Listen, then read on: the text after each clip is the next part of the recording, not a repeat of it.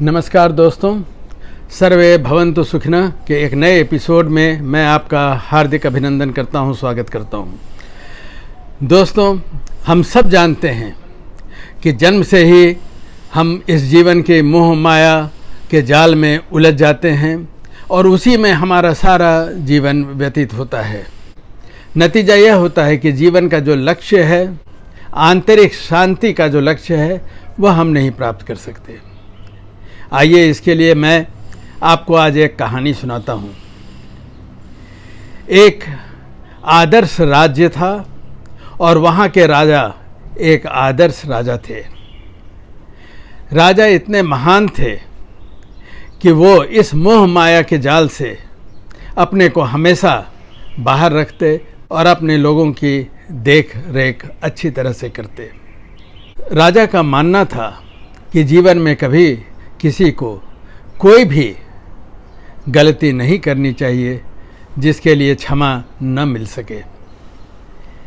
सब सुख शांति से चल रहा था।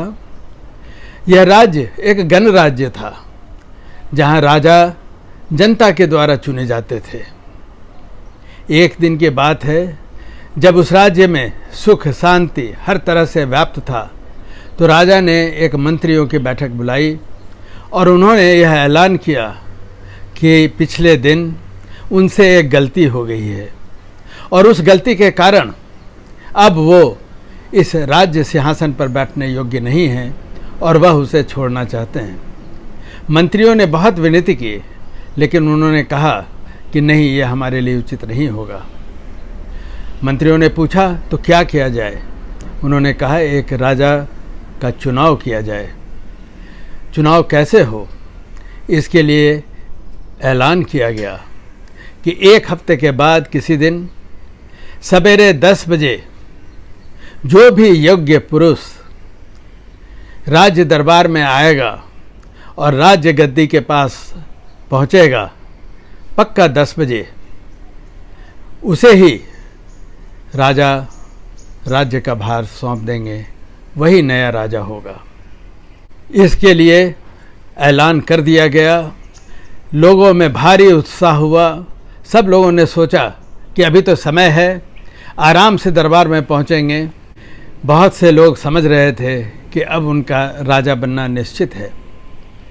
जब वह दिन आ रहा था तो राजा ने अपने मंत्रियों से कहा कि इतने लोग आएंगे, राजमहल के बाहर इनके लिए भरपूर व्यवस्था की जाए, इनके आनंद के लिए, इनके खाने पीने के लिए, इनकी सेवा के लिए मानो इतनी व्यवस्था की जाए कि एक माया नगरी वहाँ हो। लोगों को भोग विलास की सारी व्यवस्थाएं कर दी गई। तरह तरह के भोजन मिलते हैं, नृत्य होते, अप्सराएं होती, सब कुछ होता। लोग जब वहाँ पहुँचे, समय काफ़ी था उनके हाथ में। जब उन्होंने देखा कि ऐसी व्यवस्था है तो उन लोगों ने सोचा कि अभी तो 10 बजे वहाँ पहुँचना है, क्यों नहीं इसका कुछ आनंद ले लिया जाए। और सारे के सारे लोग जो वहाँ आए इस आनंद में उलझे रहे, भरपूर आनंद लिया। किसी को यह एहसास नहीं हुआ कि अचानक वह समय आया और निकल गया। राजा के पास ठीक 10 बजे कोई भी नहीं पहुँच पाया।